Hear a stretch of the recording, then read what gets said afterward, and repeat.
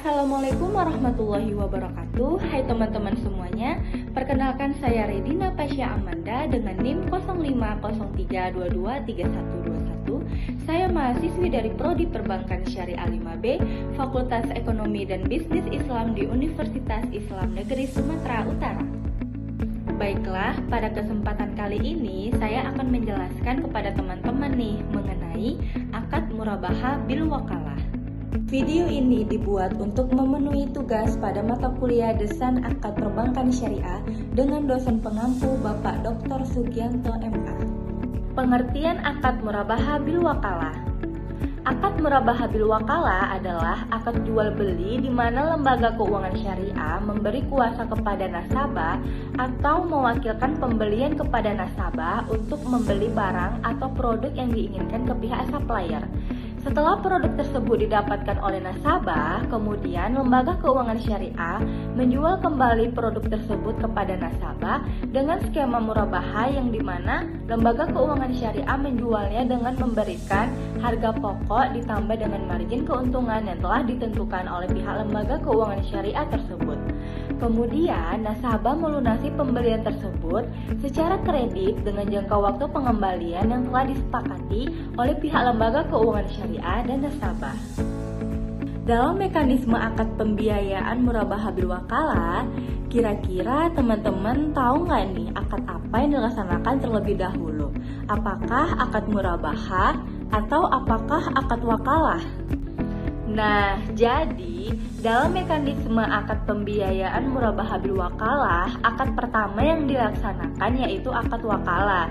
Setelah akad wakalah berakhir yang ditandai dengan penyerahan barang dari nasabah ke lembaga keuangan syariah, kemudian pihak lembaga tersebut memberikan akad murabahah.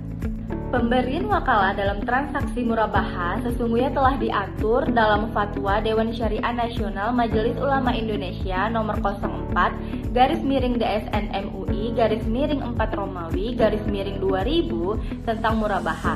Dinyatakan dalam fatwa tersebut yaitu jika bank hendak mewakilkan kepada nasabah untuk membeli barang dari pihak ketiga, akad jual beli murabahah harus dilakukan setelah barang secara prinsip menjadi milik bank. Jadi, secara eksplisit dari fatwa tersebut dapat dikatakan bahwa akad wakalah harus dilakukan sebelum akad murabahah. Karena jika secara prinsip barang harus sudah menjadi milik bank, maka akad wakalah harus sudah dilaksanakan sebelum akad murabahah dilaksanakan. Adapun rukun dan syarat yang harus dipenuhi dalam melakukan akad murabahah bil wakalah. Baiklah, yang pertama saya akan membahas rukun dalam akad murabahah bil wakalah. Rukun dalam akad murabahah bil wakalah antara lain yaitu yang pertama adanya penjual atau ba'i, yang kedua adanya pembeli atau mushtari, yang ketiga adanya barang yang dibeli, yang keempat harga barang. Dalam hal ini harga barang harus diketahui secara jelas, yaitu harga beli dan margin keuntungan yang akan disepakati oleh kedua belah pihak, sehingga kedua belah pihak akan melakukan keputusan harga jual dan jangka waktu pengangsuran. Yang kelima, adanya muwakil atau pemberi kuasa. Muwakil atau pemberi kuasa adalah pihak yang memberikan kuasa kepada pihak pembeli. Yang keenam, adanya taukil atau objek akad. Dan yang ketujuh, siqhat atau ijab dan qabul. Baiklah, yang kedua, saya akan membahas syarat dalam akad murabahah bil wakalah. Syarat dalam akad murabahah bil wakalah antara lain yaitu yang pertama, barang yang diperjualbelikan harus halal dan bebas dari najis. Maksudnya adalah barang yang diperjualbelikan harus halal dari zatnya maupun dari cara perolehan barang tersebut. Yang kedua, penjual memberitahu modal yang akan diberikan kepada nasabah. Yang ketiga, kontrak pertama harus sah sesuai dengan rukun yang telah ditetapkan. Yang keempat, kontrak harus bebas dari riba. Yang kelima, penjual harus memberitahu atau menjelaskan bila terjadi cacat atas barang sesudah pembelian. Yang keenam, penjual harus menyampaikan semua hal yang berkaitan dengan pembelian. Misalnya, jika pembelian tersebut dilakukan secara utang. Yang ketujuh, objek barang yang akan dibeli harus jelas dan diwakilkan kepada nasabah yang mengajukan pembiayaan dengan akad murabahah bil wakalah. Dan yang kedelapan, tidak bertentangan dengan syariat Islam. Baiklah teman-teman, berikut ini adalah contoh skema dari akad murabahah bil wakalah dalam proses pembelian mobil derek dengan melibatkan 3 pihak, yang mana di dalamnya yaitu ada bank syariah, nasabah, dan supplier. Langsung saja yang pertama yaitu nasabah mengajukan pembiayaan murabahah bil wakalah kepada bank syariah atas pembelian barang yang dibutuhkan yaitu mobil derek dengan membawa persyaratan akad yang akan diajukan. Yang kedua, wa'ad beli, yaitu perjanjian yang dilakukan antara nasabah dan bank syariah atas akad murabahah bil wakalah yang telah diajukan oleh nasabah yang ingin membeli mobil derek.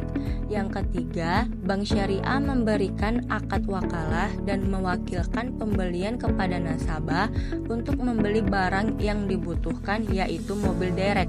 Yang keempat, kemudian nasabah sebagai wakil mendatangi supplier untuk membeli mobil derek atas nama bank syariah.